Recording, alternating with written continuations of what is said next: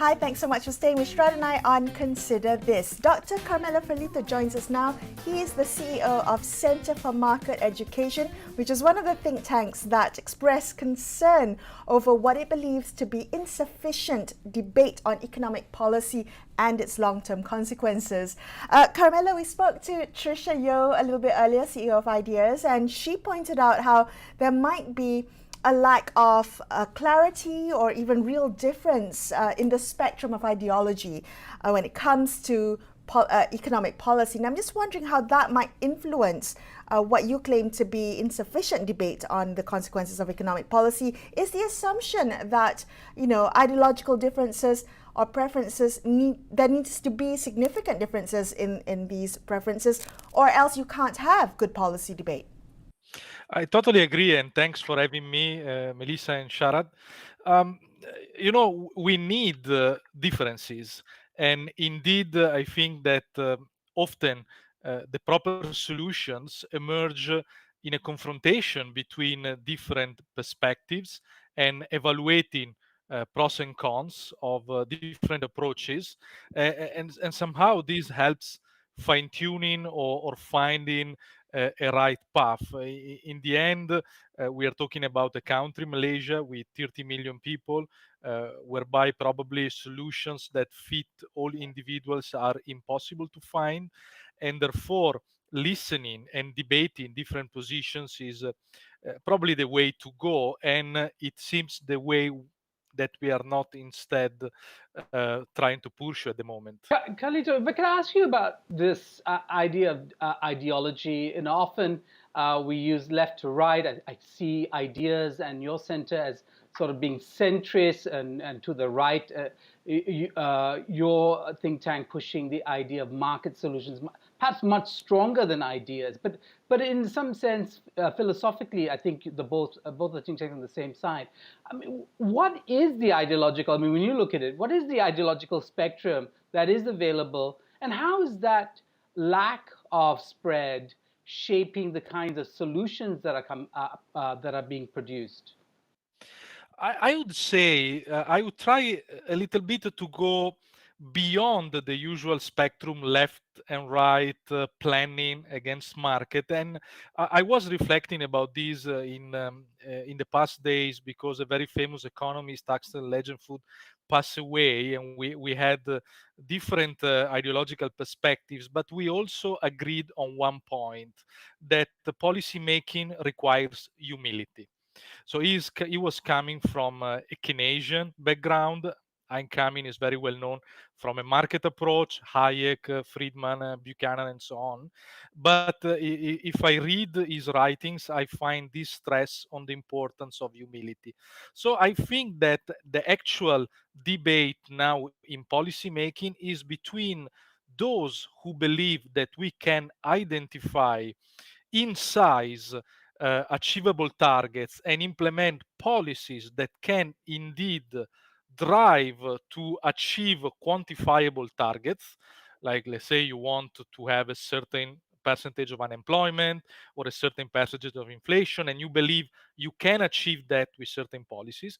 And on the other spectrum, there are those people who believe that are more things on heaven and earth than there are dreamt in your philosophy, Oratio, like Shakespeare was used to write. And I belong to this second spectrum. So reality is complex, and having and being aware of this complexity brings you to a position of humility of what you actually can do on reality. So because the risk otherwise is not really to pursue what is called a social optimum, but to pursue what politicians believe to be the social optimum, which is very different.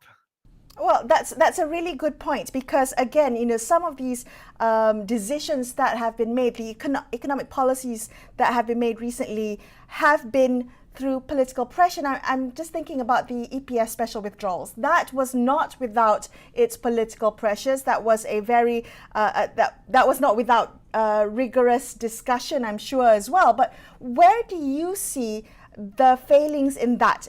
For example, we saw in the lead up to the decision being announced for EPF withdrawals, economists and think tanks such as yourself coming out to say there are long-term consequences for this, but yet we still saw political pressure perhaps sway those policy-making decisions. How do we then ensure that discussion doesn't just become empty talk? Yeah, I think that here is a matter of the maturity also of the political spectrum, and you see, is not. It is quite obvious that politicians look for short-term solutions because they look at the possibility of being re-elected, and therefore they tend to disregard the long-term unintended consequences. But then, what's the role of an opposition? So there are think tanks. Think tanks have tried to create awareness about these risks. These television or radio shows also help to create that awareness. But where is the opposition in all this? Because we are not there to fight in parliament to try to change bills. We don't have that power. So I wonder why that kind of, you know, thorn in the side is not played by the opposition. Well, I mean, there is the Socialist Party. I mean, it's sort of a distinctive political party in the sense that it is kind of founded on an ideology, perhaps you know, a 20th century ideology, if the critics, you know, want to pan it. But I want to ask you about the fact that the state does produce policy all the time, and we have 5-year plans a la the Soviet Union. I mean, we know the 12th Malaysia Plan, all these things. Aren't these examples of policy making? But I think that the 5 years plan is not really policy making and is not even a policy debate. It could be good as a starting point for a discussion, but is too broad and too general to be a policy. Obviously, it's like a statement of desires, a wish list, if we want. But then what we need afterwards is discussion, and then practical implementations. And I think that is much more easy to act on small details of reality rather than on big and probably a little bit utopistic targets. You know that you know, in a few years maybe this government will not be there anymore. Someone else comes. Those things are forgotten. But in general, there is the problem with the idea behind the 5 years plan, which is that indeed the economy can be driven directly, like if it was an engine, like if it was a car, and you can steer it. It breaks down, you can fix it. But my point is that it doesn't work like that. It's much more complicated than that, because the economy is made of millions of individuals' decisions and inter-individuals' actions. Right. But this is precisely, I don't want to convert, you know, everybody to believe the things that I believe, but these are precisely the things that we should discuss. As you mentioned, probably even my position and ideas position have moved in different directions, but at least we talk. You know, we discuss what do you believe about that, and we try to see and to pursue to the idea to find a common understanding. This is Right. what I see lacking in this moment.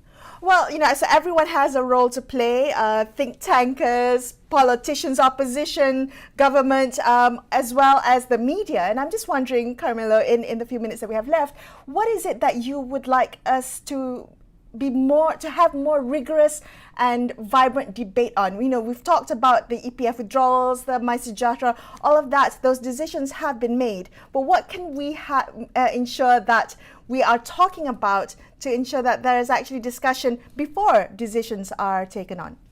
I think the starting point should be that every kind of policy has consequences that don't go in the direction that policymakers desire.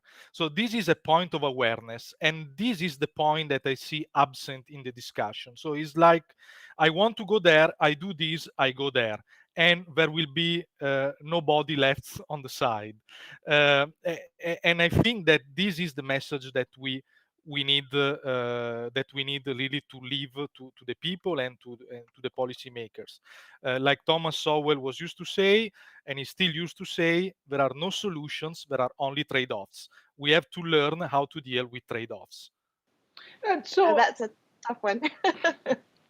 Yeah, so very quickly, I mean, if you were going to set out an agenda for, say, the next year, and you were trying to kind of influence the media to take up this agenda, what issues would you put on the table? I think that the main issues are further liberalization of the job market at ASEAN level.